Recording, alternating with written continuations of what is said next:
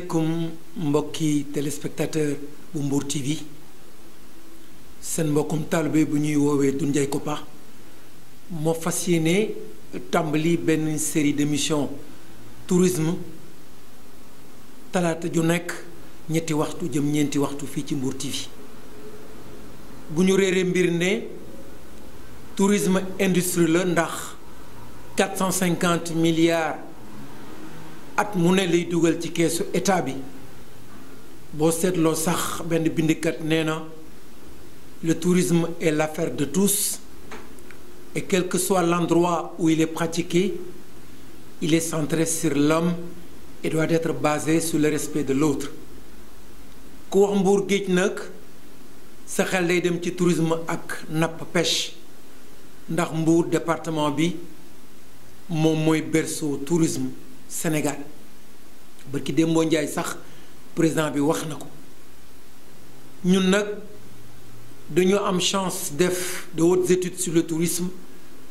depuis 1970 à nos jours ñu ngi secteur tourisme nag teg sunu baaraam ci lu bëri xam ne tey boo xoolee amul benn réew bu nekk ci tourisme te doo développé boo jëlee exemple nag sur la France mi nga xam ne c'est le premier pays en matière de tourisme parce que boo seetloo à partir du mois de mai les Français ne voyagent pas ils préfèrent rester chez eux lan mooy indi historique yi tourisme au Sénégal il faut ñu xamal ko doomu aadama yi lan moo ko fi indi lan moo ko xalaat boo xoolee maral bi amoon la sécheresse bi tubaab bi wax sécheresse bi amoon à partir de 1970 indi ay aléas climatiques yu doy waar booba Senghor xam nga xalaatam ak xelam mu rafet mu ne ouverture et enracinement fexe na ñi indi beneen secteur boo xam ne dina mën a remplacer lu bari luy manqué pourquoi pas ne pas proposer la destination du Sénégal aux étrangers venez chez nous il fait bon vivre ñu ñëw fi ay vacances. ci historique bi rek Senghor xalaatoon loolu ne Sénégal réewu teraanga la xam nga teraanga boo ko dee wax ci nasaraan mooy hospitalité kon nag la teraanga sénégalaise aujourd'hui elle est devenue un trésor culturel sénégalais yi quel que soit leur problème dañu mën a ganale gan ma yokk ci ne ganale teeru teral gu nga jox ko kon ba xalaat bi juddoo alors moo am ay français yu ñëw les tours opérateurs français daal di ñëw Sénégal waxtaan ak état bi ñun ñu wax leen suñu option dans le tourisme parce que réew muy préparer tourisme da ngay ñëw nga adhérer à l'organisation mondiale du tourisme OMT moom mooy kuréel goo xam ne moo nekk dans le monde réew muy def tourisme da ngay ñëw nga adhérer ci association internationale la nga fay nga ne man kat sama option lii la réew mu nekk option comme que ñun am nañu géej am nañu plage bi te clientèle bi ñu ciblé woon une clientèle française 70% de la clientèle touristique au Sénégal c'est des Français nous sommes à 5-6 heures de vol français bi wàcc aéroport kon ñun ñu njëkk a ciblé mooy ouvrier français yi ak fermier français yi ñi nga xam ne dañ doon cotiser pendant 2 ans pendant 3 ans pour ñëw ay vacances bul fàtte ne tey les vacances dafa doon loo xam ne dafa nekk ci dundu nasaraan ñun ñi voyager j'ai eu la chance def naa Italie de France j'ai fait l'Allemagne j'ai fait toutes les grandes villes en Allemagne ma dem ba gis Allemagne dañuy cotiser di def ci benn caisse pour vacances xam naa ci dara parce que nous avons ouvert le club Adiana en février 73 Allemagne daan wax dort wo die Glücklichen leben là où les gens revivent nga dem en Allemagne ñuy wax naan wir müssen jeden Tag arbeiten und viel Geld verdienen c'est leur slogan nous devons toujours travailler pour gagner beaucoup d'argent donc ñun suñu option di loolu muy balnéaire bi kon ko am nañu géej gi ñu tuddee ko balnéaire nag mooy forme tourisme boo xam ne tourisme de masse la tourisme bàyyi defal yàlla nous on a dit aux Français ak allemand ñëw leen ñu jox leen ay suuf ngeen construire ay villages de vacances voilà historique gu tourisme Sénégal surtout Saly Sénégal gouvernement dafa wër dem nañ fu ne à travers le Sénégal mais bi ñu gisee Saly daal vraiment dañ ne Saly moo approprié pour abriter ce qu'on appelle la station balnéaire de Saly am na en Afrique mais c'est la plus fonctionnelle d'Afrique, la station balnéaire de Saly. kon Saly la ñu xalaatoon ñu def ko fa woo tubaab yi woo gan yu ñëw tabax fa ay village de vacances kon village de vacances bi mooy dëkk boo xam ne la bu fi ñëwee vacances day dëkk ci village bi nga xam léppam fa la ne hébergement restauration lépp lu mu soxla mu ngi ci village bi lépp nag day jàkkaarloo ak géej gi li ñuy wax les pieds dans l'eau parce que ay ouvrier lañu ay fermiers dañuy liggéey pendant l'hiver ku xam seddaayu Europe ku fa mas a dem da ngay xam ne seddaayu Europe africain rek moo ko ñemee. dama lay raconter benn anecdote dama daan yeewu di sangu ñetti yoon pendant l'hiver almaay di wax naan ma yéen parce que da ngeen a am ay soleil ci seeni deret effectivement parce que bala nga xam importance su naaj nga voyager kon ñun naaj wi la ñuy jaay nag ñiy déplacé wu du ñëw parce que toute l'année amuñu naaj kon il faudrait qu'ils se déplacent pour des raisons yoo xam ne d'hiver naaj wi benn le soleil je l'ai dit ñetti es yi sunu soleil bi sunu naaj bi sunu sourire bi parce que sénégalais problème bu mënti am boo ko séenee ba ñi ngay jëkk seen waaw kon ñun dañoo mën a ganale gan problème bu ñu mën di am boo ko waxee mooy la ça va ñu ngi sant yàlla kon c'est important mooy deuxième S bi troisième S bi nag mooy sécurité on ne peut pas kenn mënu def tourisme te du am sécurité kon tey ku baax ki option boobu la ñu jël le balnéaire ñu ne kon ñu commencé nag di def suñu publicité à travers l'Europe di dem marché bi gën a mag à Deauville en France di jaay la destination du Sénégal venez au Sénégal il fait bon vivre venez au Sénégal nous avons les 3S venez au Sénégal parce que Sénégalais ils sont extrêmement gentils xam na lañ les teranga sénégalaise mooy lan la teranga sénégalaise trésor culturel la ganale teeru teral gu nga jox Sénégal rek ngay gis gan ñëw ne salaamaaleykum ñu jox ko putum ndox gan ñëw ñu lalal ko néeg ne ko fii ngay fanaan amal chance nga génn en Afrique bërki Dembo Ndiaye laa jóge au Mali sur la conférence internationale sur le tourisme responsable et solidaire xam naa sama réew nan la mën a le gan moo tax ganale teeru teral gu nga jox ko Sénégal la am donc ñu ne suñu option mooy loolu nañu woo ñu ñëw tourisme de masse dugal leen ci avion yi 700 clients à peu près bu ñu ñëwee tamit bu ñuy génn ci hôtel bi dañuy visiter le Sénégal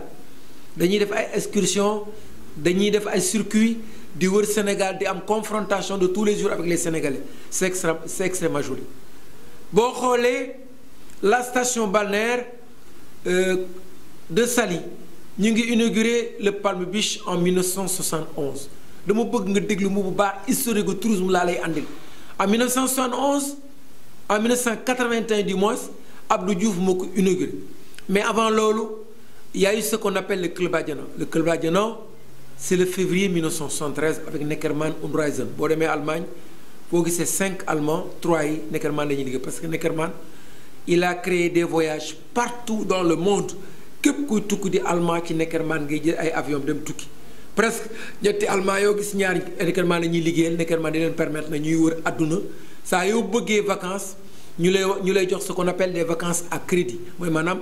dañ lay permettre ngay wër àdduna mais boo ñëwee bu vacances jeexee dañuy commencer ngay fay ko ci suuf di la tiréel à la source loolu bu ñu ko defaloon ku mel ne man mbaa keneen dañuy mën a wër àdduna mooy maanaam ci man ngay liggéey yaay sama employé dama lay permettre nga dem Sénégal bu say vacances jeexee boo ñëwee un mois après ñu commencer di la ko tirer donc ñun suñu option loolu la quoi suñu option mooy maanaam tourisme de masse wax naa la ko fi léegi ne la historique bi loolu la quoi donc ñu war rek di sant di fàttali rek mbokki téléspectateurs yi ñuy soog a jël en cours fii ci Mbour TV di ngeen ma mën a am du Ndiaye Kopa technicien en tourisme et en communication talaata ju nekk benn émission bu ñuy wax ganale waxtaanee ak askan wi lan muy tourisme ak importance su tourisme parce que waxoon naa la léegi ne la 450 milliards at mu nekk tourisme da koy dugal ci keesu état bi kon tourisme tey dafa doon industrie kon laaj na tey ñu mën a fexe ba sénégalais bu nekk am ce qu'on appelle des réflexes touristiques ndax waxoon naa la ne la le tourisme est l'affaire de tous et quel que soit l'endroit où il est pratiqué il est centré sur l'homme et doit être basé sur le respect de l'autre mais ci sama gis-gis ma gis ne bi Sénégal lancé dès le début dañu fàtte associer ce qu'on appelle les populations parce que bu fekkee ne population yi ñooy ganale gan gi gan gi day génn dem ci mbedd yi di am contact ak population il fallait d'abord def ce qu'on appelle sensibilisation information et communication sur l'impact du tourisme waroon nañu mën a fexe ba sénégalais bi le lambada sénégalais parce que le tourisme c'est l'affaire de tous ñëpp ci bokk mënoo ci expliquer kenn même sama technicien bi jàkkaarloog man ci tourisme la bokk parce que le tourisme est tout et tout est dans le tourisme au départ au préalable dañu foog ne tourisme mooy mu ñëw rek ci hôtel bi dëkk fa di lekk ka naan déedéet looloo gën a tuuti ci tourisme tourisme système de partenariat la bu ñu yemoon rek ci hôtel bi ay voyage la mais bu génnul am contact ak les populations que le tourisme di occupé wu des préoccupations des Sénégalais comme du tourisme il faut faire la part des choses en tourisme ak voyage bu ñu leen jëlee à l'aéroport def transfert bi dugal leen ci biir hôtel bi def ay information ne leen ne sortez pas n'ayez pas de contact avec les populations ça devient dangereux ndax la ghettoisation des touristes dañ leen ko tàmmal au départ à partir de 70 pourquoi parce que da doon def affaire hôtelier bi bu sañoon moom hôtelam la am client bi du génn mais quelle est la part des populations dans le produit touristique c'est la question que je me pose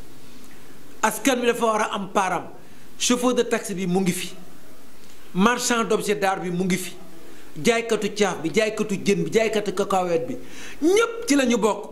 mais 40 ans après kontaan naa tey bu ministère nangoo ba ne microtourisme dinaa ci dellu siwaat incha allahu rabbi ñun yàgg nañoo xeex liir loolu ne tubaab bi ñëwul pour gane ñeenti mur mbaa hôtel bi mu dafa ñëw pour gane sénégalais yi c'est important war a génn moo am ay système de partenariat entre les associations les GIE de femmes et autres ndax loolu mooy indi tourisme di bokk ñi nga xam ne dañuy ànd di effacer ndóol gi participer à la réduction de la pauvreté c'est ça le tourisme mais pendant longtemps Sénégal yàgg na favoriser ay voyages tout simplement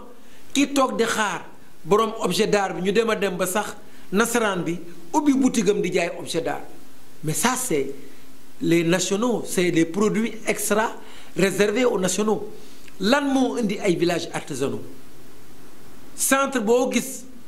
ak touristique boo gis nañ fay créer ay villages artisanaux réservés aux nationaux ay tailleur am fa ay antiquaire am fa ay chauffeur am fa ay jaaykatu am fa ay toogukatu ataay am fa tout ce panorama sénégalais ba nga xam ne bu génnee hôtelam day vivre benn axe africain boo xam ne loolu mësu ko dund fenn loolu mooy permettre son dépaysement loolu mooy permettre aiguiser sa curiosité mais bu fekkee ne dañ ko enfermer dans un hôtel du bouger du dem benn mbir rek lay gis du gis sénégalais amul benn contact nee naa leen di tourisme il faudrait mu indi des systèmes de partenariat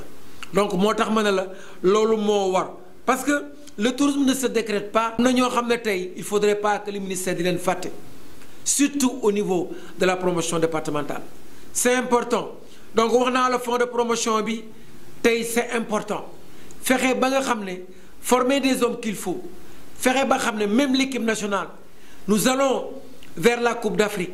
même non Lions de la Teranga mën nañu participer à la promotion de la destination c'est important dans les ambassades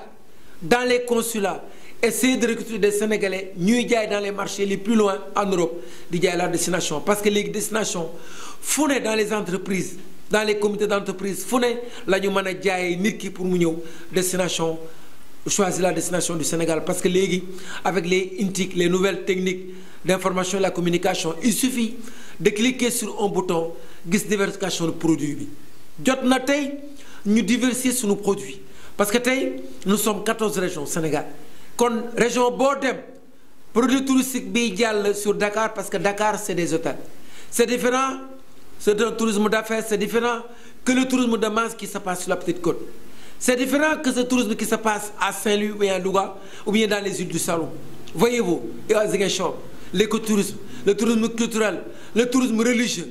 tout ça c'est des formes de tourisme qu'il faudrait développer avec l'aval des Sénégalais avec l'aval des régions dafa am solo trop quoi donc moi je pense que il faut comparer le tourisme d'hier et d'aujourd'hui le tourisme d'hier c'était géré par les Sénégalais les Sénégalais dañoo amoon envie liggéey dans le tourisme parce que booba marchand d'objets d'art yi ñëpp dañ leen impliqué woon ñu sentir au moins bu kaar ñëwee à Mbour bu touristes yi wàcc dañ la doon permettre ñuy jaay ñu topp kaar yi dem dans les marchés hebdomadaires dem dans les grands baobabs ñu permettre leen yenn yi mais bu fekkee ne tey agence de voyage bi lépp da koy jël carton cahier bi ñu ko jox sax il préfère garder ko mais lan la war a ñu mën indil village bi ñu sentir kat tourisme mu ngi participer à la réduction de la pauvreté tey que ce soit un TIO que ce soit benn agence de voyage que ce soit un village de vacances war nañu ñoom tamit di participer fi ñu situé wu lan laa mën a def pour participer au développement de la localité nan laa mën a def ba ternir bañ a ternir l'image de marque du Sénégal nan laa mën a def ba retenir les populations dans leur terroir loolu képp kuy liggéey ci tourisme di gagné xaalis war na ko mën a xalaat c'est ça le tourisme bañ a cantonné wu rek ne moi dama am benn mission sa mission yëmul rek ne tubaab nga menuisier nga on t'a confié on était la 4 étoiles bul fàtte ne sa main courante lépp loo jàng ci tourisme sénégalais bi moo la ko jàngal mais yow remplir les poches rek dugal ay milliards xalaatoo ne 30 ans nga fi def ndax mas ngaa génn visiter l'école qui est à côté de toi ndax mas ngaa génn xalaat une addiction doom introduction la woon di fàttali rek di ngeen ma mën a am incha allah ci coobare borom bi talaata ju nekk 3 heures jëm 4 heures pour 1 heure de temps ensemble parce que le tourisme c'est un mouvement d'ensemble kenn mënul def tourisme te impliqué woo ci les populations kon nag comme que relance nañu toll le gouvernement sénégalais indi na beneen formule bu bees la relance bi nag ñu ànd ci ak microtourisme dinaa indi benn émission spéciale lan mooy microtourisme lan la ñu xaar ci population parce que population yi tey il faut la sensibilisation il faut l'information il faut l'éducation sur l'impact du tourisme ñu ngi woo ñëpp di tàllal loxo ñëpp Mbour TV mu ngi woo ñëpp waaw avec son directeur Ndiaye Diatta moo xam ne dama koy encourager di ko féliciter parce que il faut partir de rien pour aboutir à de grandes choses parce que loolu la ñu Allemand yi rawe loolu la ñu Américains yi rawe doomu aadama liggéey rek la war a mën a xam parce que mën nga doon jaaykatu vélo bu ëllëgee nga dawal avion yàlla borom bi moo bind doomu aadama may ko chance am wàcce ko ci kaw suuf keroog ba ñu yàlla wàccee ci kaw suuf la ñu may chance il y a pas de sot métier il faut travailler il faut toujours travailler il faut continuer à travailler c'est seul le travail qui paye tey bu ñu àndee ñun ñëpp joxante loxo gan gi di ko ganale comme il faut gan gi dafa am lu ñuy defal bu ñëbbee bu leen ko fàtte dinañ ko wax c'est un jargon touristique mooy la publicité de bouche à oreille mooy maanaam gan gi bu kontaanee bu ñibbee bu defeere seen valise ba joxe ay sëricam danaan il faut aller au Sénégal parce qu'il fait bon vivre mu ngi ñu defal publicité tey s'il n'est pas content bu ñibbee 13% de la clientèle touristique du ñu dellu si fukki nit ak ñett dañu def ay études sur le plan international bu kontaanul fukki nit ak ñett sur 100% du ñu dellu si kon nanu mën a fexe ba ki ñuy jàkkaar lool ñun nañu jouer rôle ambassadeur nous ne sommes plus guide touristique doonatuñu agent touristique doonuñu technicien sénégalais yépp yi yëngatu ci tourisme c'est des ambassadeurs de leur pays parce que produit bi la importance su produit bi la yow chauffeur de taxi bi jaaykatu caaf bi jaaykatu objet d'art bi ku mel ne man technicien tourisme ak keneen ak journaliste bi technicien bi ñépp c'est des ambassadeurs parce que bu ñu jàkkaarloog touriste bi ay ambassadeurs la ñu war a mën a jouer fexe ba am une certaine dignité sénégalais bi dafa war a am sa grandeur dans l'âme ñàkk du dara la pauvreté c'est dans la tête wax ma ku ñàkkul kenn rekk a ñàkkul yàlla sunu borom mi ñu bind la pauvreté est partout chacun est pauvre de quelque chose doomu aadama joo gis même bu yoree ay milliards am na foo xam ne mënul boppam dara il faut mu am mbindaan mbaa mu am kuy liggéey c'est ça en fait yàlla moo ñu wàcce ñu ci ñàkk wàcce ñu ci matadi kon doomu aadama fu man di toll ñu joxante loxo nag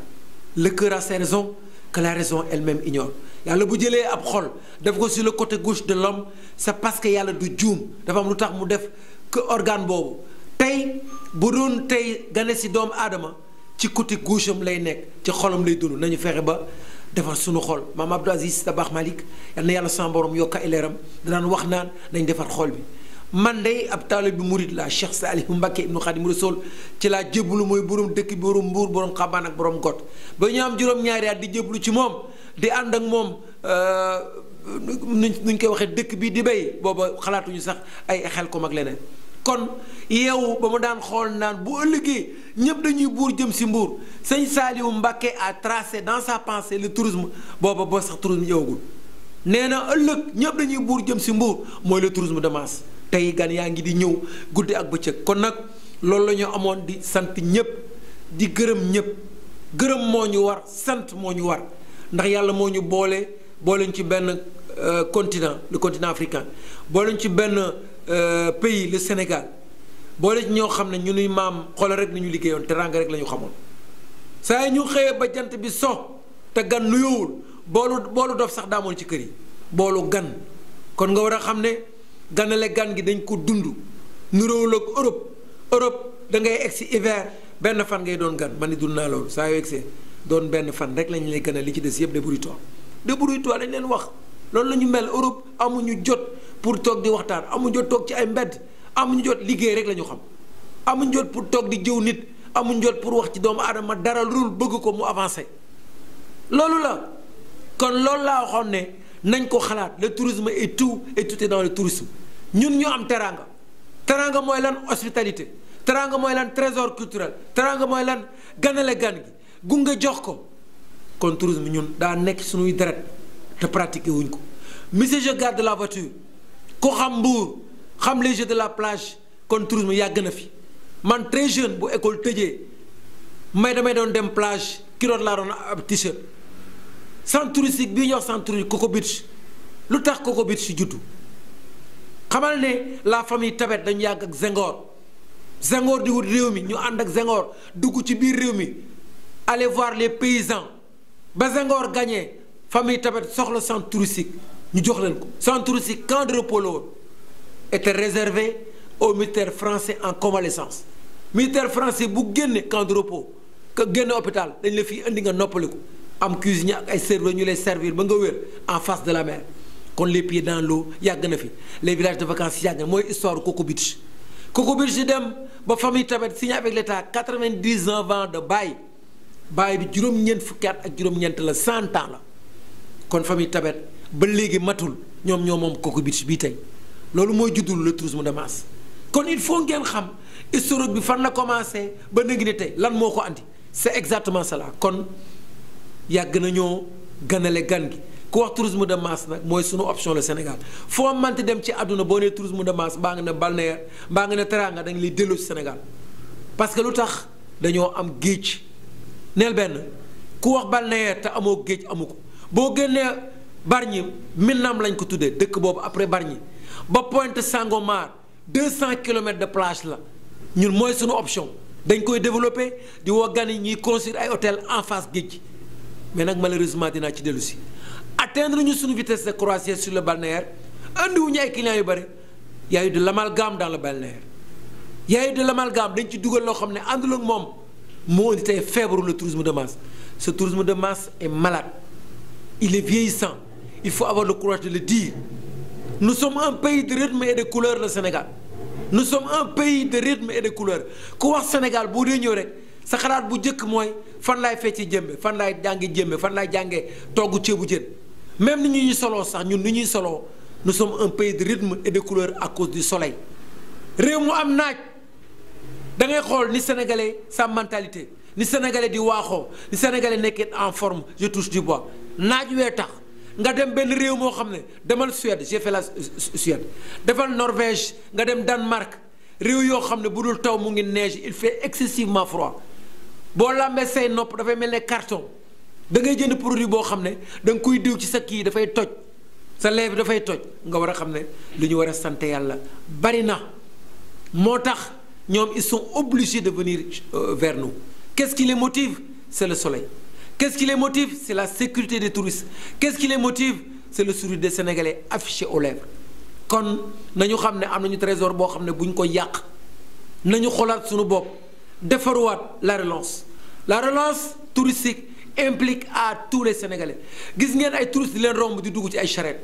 jóge Saly di visiter Mbour l'arrivée des pêcheurs un très bon produit dinaa ci dellu si lu tax tubaab di jóge hôtelam Saly di ñëw di fekke si gaal yi teer ngoon loolu leneen la lu tax tubaab di def ay kilomètres di dem ci marché yoo xam ne marché luuma kooku beneen affaire lu tax tubaab di dem di seet guy goo xam ne am na 200 ans 300 ans am na lu tax tubaab di seeti benn termitière max gi dem ba màgg ba ca kaw lu tax tubaab tey di ñëw sa kër di naan attaaye toog ci suuf di raxasoo loxoom lu tax tubaab tey bëgg ñu dugal ko néegu góor xarafal ko lu tax tubaab di dem Tivaouane lu tax tubaab di dem Touba lu tax tubaab di takk ab sénégalaise tout ça c'est des produits touristiques c'est des produits ñun la amul Europe lu tax tubaab di dox tànku neen di def yaramu neen di bronzé wu di wut ci soleil lu tax tubaab di ñëw luye gaal fee ci lu bari dem pêche à l'espadon dem nappi kon dinaa ci taxaw ci côté boobu ñaari client ñoo gën a am solo ci tourisme Sénégal moom la ñuy wax les VIP very important personality c'est en anglais tous les termes en hôtellerie c'est presque en anglais surtout le tourisme li ko engendré c'est les anglais qui l'ont créé avec les croisières dugg ci ay bateau doon ay anglais les lord mayo comme on dit bari xaalis lool fay ay bateau ay millions dul jeex di wër Afrique mais ci biir ndox mi di organiser ce qu'on appelle des combats de coq nii ñuy defee la lutte sénégalaise ay móodloog nangam di daje ñoom ay ginaar la ñuy yar ba ñu day ni ponkal ñuy xeex ku ci nekk di ci teg ay millions du jeex ñuy def ay croisières looloo ni tourne vers l'Afrique dinaa ci dellu si waat lu tax tubaab di ñëw lu camisole di sol lu tax tubaab di ñëw di bëgg a séeb ab sénégalais lu tax tubaab tey di bëgg l'Afrique et les mères de toutes les civilisations Europe toj na lan moo fi des lu rafet lan moo fi des loo xam ne ñëpp a ngi koy ñee la grande demoiselle boo xam ne ñëpp koy convoité ñëpp ay jóge ci àdduna di ko jéem a doxaan pour am ko mooy l'Afrique noonu mën a fexe ba nos réalités africaines buñ ko perdre il faudrait qu'on arrive à mettre en place un tourisme africain c'est ça on demande au gouvernement sénégalais pourquoi pas ne pas transférer la compétence du tourisme fexe ba tourisme ñu jox ko nos élus locaux maires yi gérer ko 40 ans de tourisme 50 ans de tourisme nañu essayer loolu bouton bi di commencer à partir du bas jëm ci kaw population yi ñoo mën a xalaatal seen bopp avec l'aval du ministère avec l'aval de la SPT il faut ñu am courage nag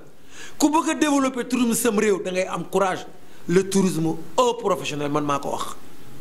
je suis un technicien du tourisme 70 ba léegi je suis dans ce secteur amul lenn lu ma ciy ragal a wax ndaxte j'aime mon pays je n'aime que le tourisme mais naa ci wax li nga xam ne moo mën le tourisme entraîne la vérité on n'a pas besoin de mensonges pour le tourisme la vérité ñu ngi sant ñëpp di gërëm ñëpp incha allahu rabbi di ñaanal ñëpp jàmm réew mi am jàmm rek la ñuy mën a quelles que soient nos divergences en politique il faudrait qu'on se retrouve autour de l'essentiel c'est quoi c'est bâtir cette nation ku ci nekk doit apporter sa pierre à l'édifice ñu ngi sant ñëpp di leen jox rendez-vous incha allahu rabbi mardi prochain même heure et même chaîne technicien